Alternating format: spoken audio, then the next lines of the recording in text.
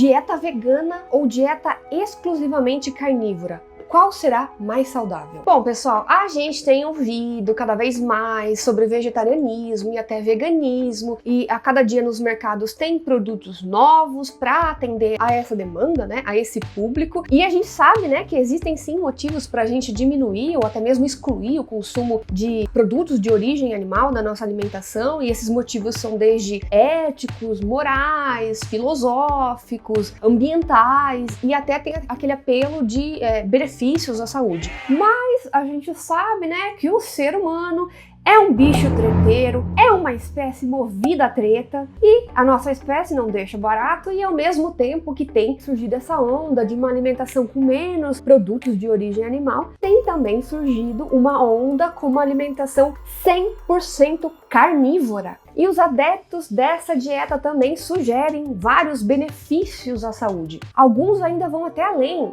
e dizem que o consumo de vegetais é prejudicial porque plantas são tóxicas para o nosso organismo, baseado no pensamento de que porque a planta não consegue correr, ela certamente vai produzir alguma toxina para evitar ser comida. E aí, o que você acha, Laura? Tem embasamento científico isso?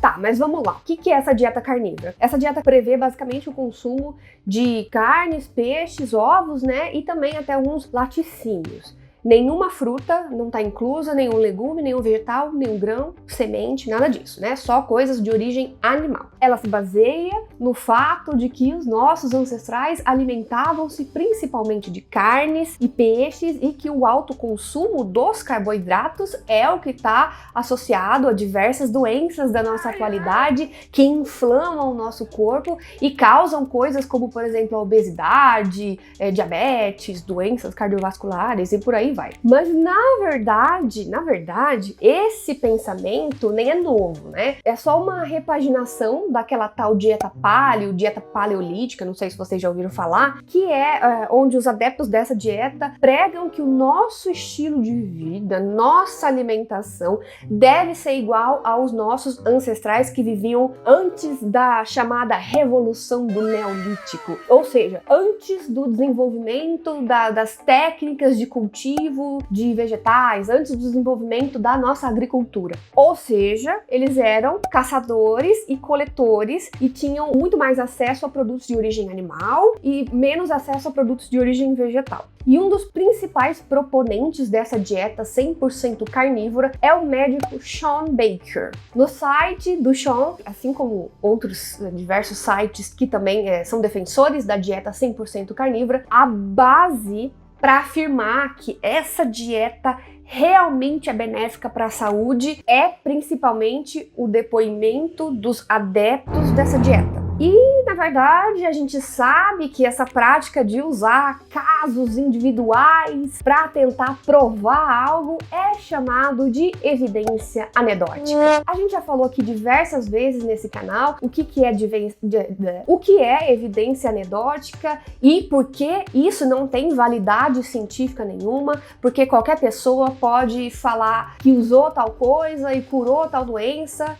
então para a ciência, isso tem valor científico zero, beleza? Os experimentos, eles têm que ser conduzidos de uma forma controlada para a gente saber se algo tem fundamento científico ou não. Mas agora, deixa eu fazer um parêntese bem gigante aqui, antes da gente continuar a falar da dieta 100% carnívora. Na ciência, existe um estilo de publicação, né, de dados científicos, chamado de relato de caso, ou relato de séries de caso, onde os médicos e os terapeutas, né, os especialistas fazem alguma observação importante sobre alguma doença ou algum tratamento e para comunicar isso à comunidade médica científica, também para discutir com seus colegas, né, expor isso para todo mundo, ou até mesmo para expor com a finalidade de ensino, né, eles fazem uma publicação dessas evidências, né, desses relatos de casos, pode ser um caso ou vários casos, e isso tem valor científico, né? Porque foi publicado em uma revista científica, foi revisado por pares, foi analisado, seguiu um método científico de descrição desses eventos, dessas informações. As informações têm credibilidade, enfim. Ou seja, a diferença entre a minha vizinha disse que curou o neto dela com chá de carqueja e um relato de caso, a diferença entre isso é gigante, beleza? E outra coisa aqui, um relato de caso, ele é elaborado por especialista, né? Pelo cientista, pelo médico, enfim, que conhecem bem o caso e não pelo próprio paciente. Porque o paciente não tem um conhecimento suficiente para relatar ou para reportar o seu próprio caso. Você pode gravar 100 pessoas falando que melhoraram a saúde, mas isso não tem o valor científico de um relato de caso publicado. Porque melhorar a saúde, sarar de alguma doença é algo que pode ser comprovado com evidências, né, com dados, com exames, e não apenas falar que se sente melhor, que a vida mudou, que sente mais energia, que se sente mais conectado com a natureza. Bom, mas enfim, continuando aqui com a dieta 100% carnívora. O que acontece é que existem pessoas defensoras dessa dieta que relatam benefícios dessa dieta 100% carnívora. E uma das maiores vantagens que as pessoas contam é a rápida perda de peso. Será? Na verdade, isso de fato é sim esperado, né? Uma vez que a dieta carnívora, você tem a ingestão de pouquíssimo açúcar, né? Açúcar é carboidrato, que é, por exemplo, presente no leite, o açúcar natural do leite, que é a lactose. Ou seja, tudo que é considerado engordativo, doces, massas, frituras, essas coisas gostosas, tá tudo fora. Os carboidratos a gente sabe que são a base da nossa fonte de energia e quando metabolizados, né, o excesso que sobra disso é transformado em gordura. Já quando a gente consome mais proteínas, ou principalmente somente proteínas e pouquíssimo carboidrato, ou até mesmo nenhum carboidrato, a falta desse carboidrato na nossa dieta faz com que seja secretado menos insulina. E a insulina é justamente o hormônio que, entre outras coisas, leva a um aumento na produção da gordura. Então, com níveis de insulina no sangue baixos, né, caindo porque não tem carboidrato, há diminuição na produção da gordura corporal. Porque a insulina é o hormônio que ativa esse processo, né? Isso é comprovado cientificamente já. Cortar carboidratos é uma maneira eficiente de perder peso.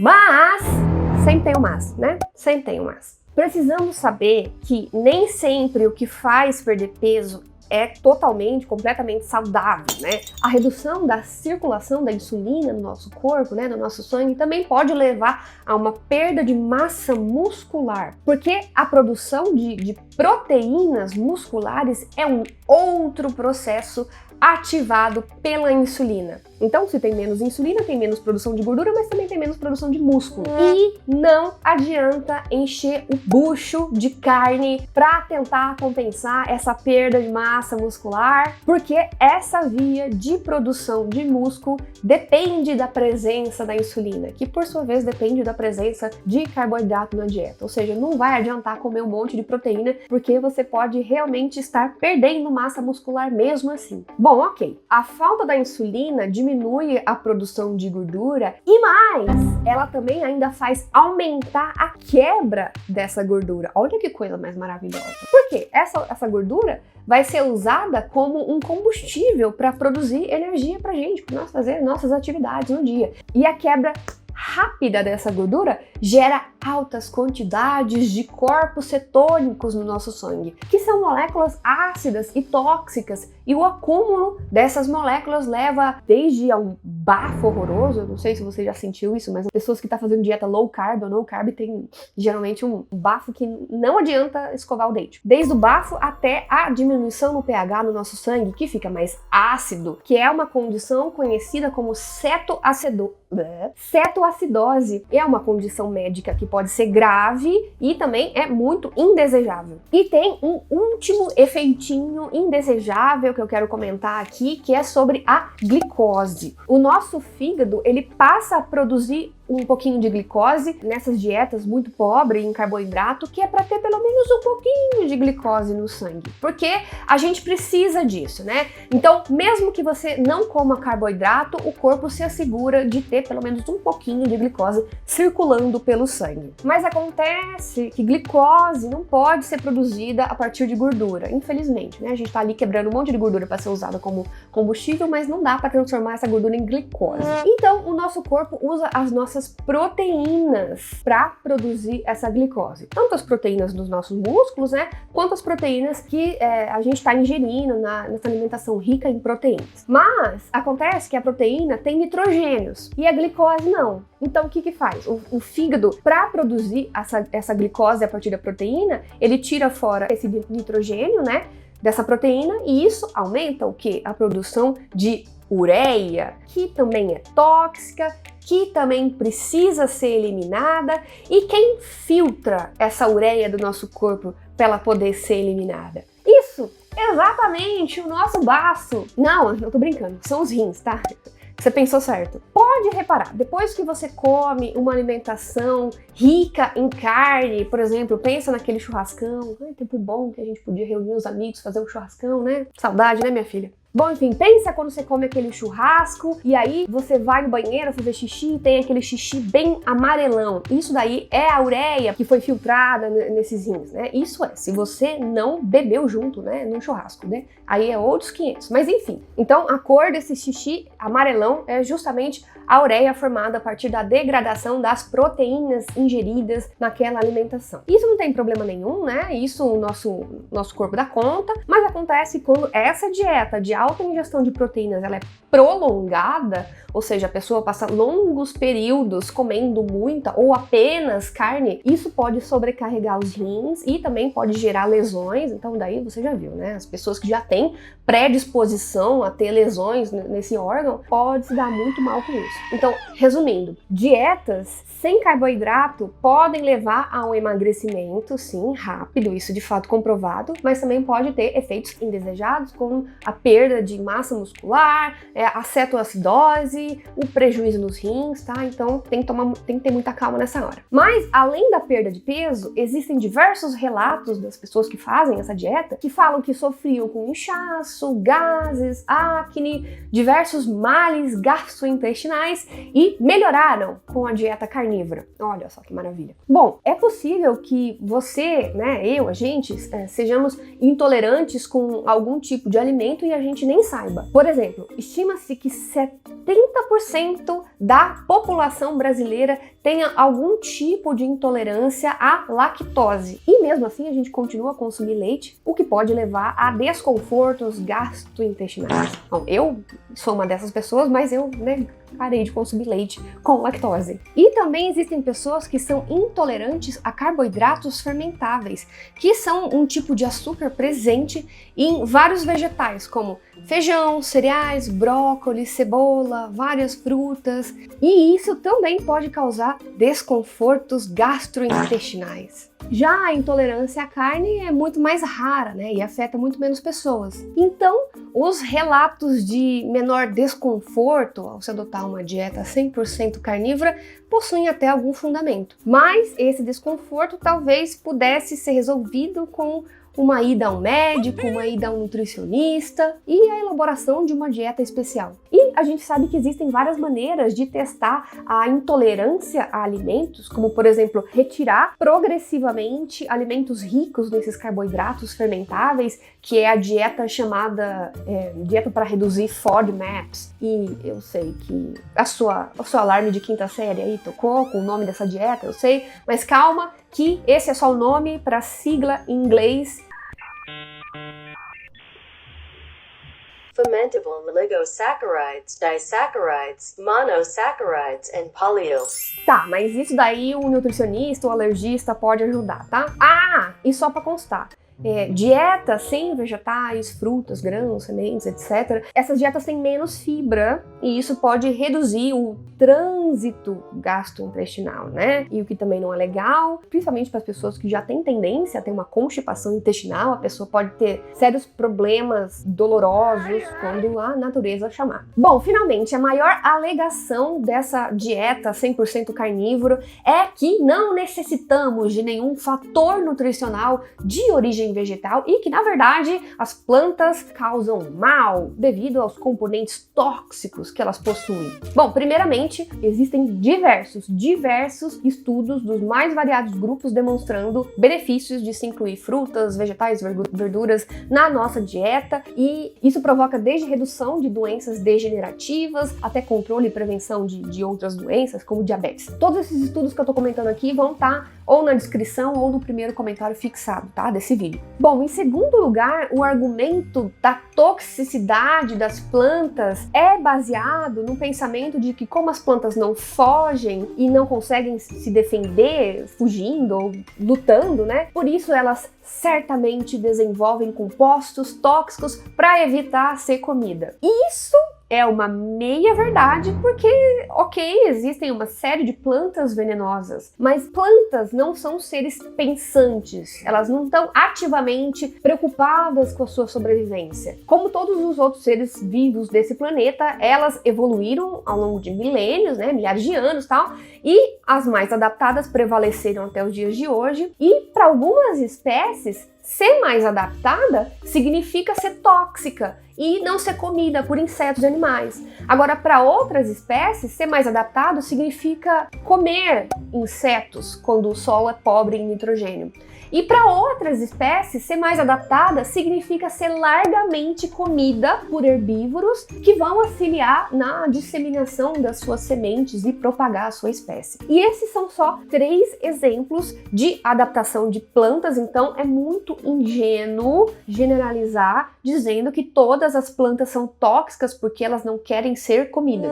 E se você não se lembra ou chegou nesse canal aqui depois, eu já fiz um vídeo com a Jaque, que é nutricionista e doutora lá da USP, onde a gente comentou um paper polêmico da revista The Lancet, que é uma das revistas mais conceituadas do mundo científico. Esse paper, ele mostrou evidências de correlação entre dietas com pouco carboidrato e muita proteína, com o aumento da mortalidade. Isso porque as pessoas que fazem essas dietas, elas comem menos fibras, menos nutrientes, mais gorduras saturadas, e aí isso aumenta a mortalidade. Mas, ao mesmo tempo, o consumo muito alto de carboidrato também foi correlacionado com o aumento da mortalidade nesse mesmo estudo. Então, no fim, a conclusão é que os extremos, né, muito carboidrato ou muita proteína, são prejudiciais. O link desse vídeo vai estar aqui na descrição, vai aparecer aqui em algum lugar aqui. Bom, além disso, a nutrição é uma ciência muito complicada, muito complexa. A gente tem que levar em conta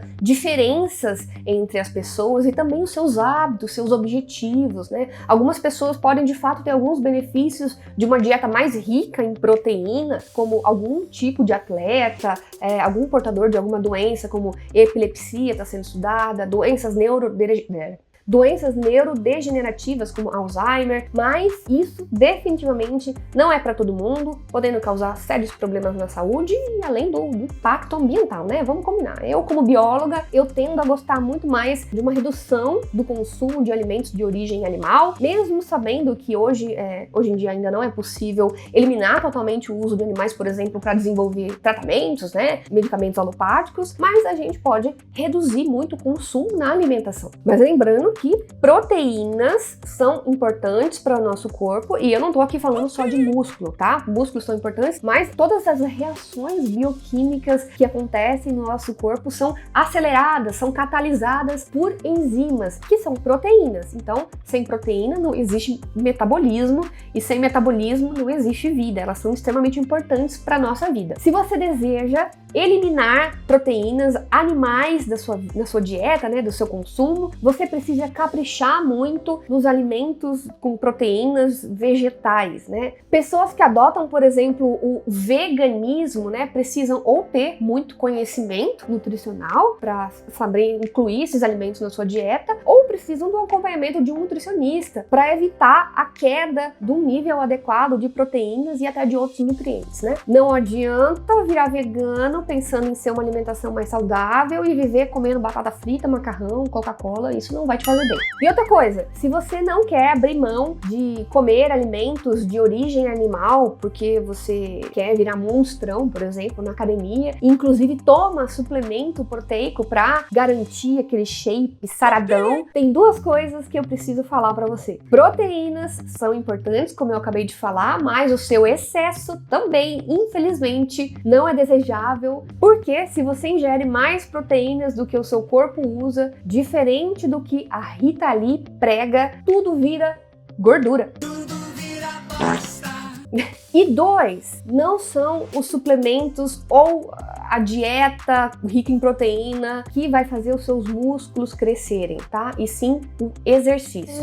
Bom, a minha mensagem final é que, apesar de todos os organismos humanos compartilharem muitos traços em comum, a gente não pode esquecer que o componente genético varia de pessoa para pessoa. E por isso, dificilmente existirá uma dieta milagrosa, universal, que resolverá todos os problemas de todos os seres humanos desse planeta. A regra é clara.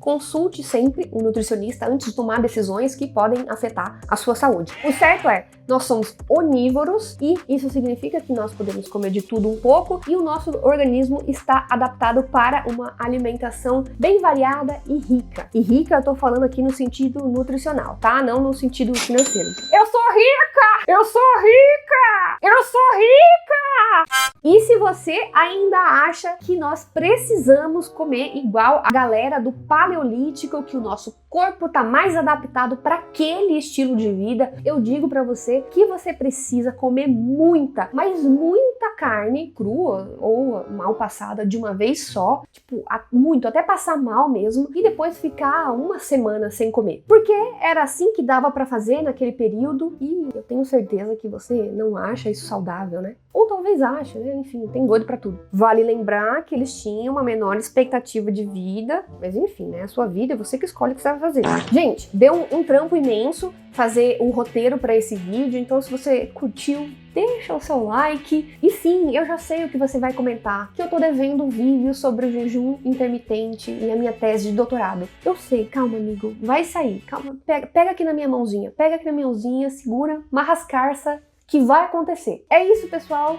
Um beijo e se você não se inscrever aqui nesse canal, o gado e a erva venenosa vão puxar seu pé. Ô Laura, você prefere o gado puxando seu pé ou a erva venenosa? O consumo... Ah, gente, não dá! Não dá! Essas motos, pelo amor de Deus! Fermentable. Olha essa cara... Eu sou rica!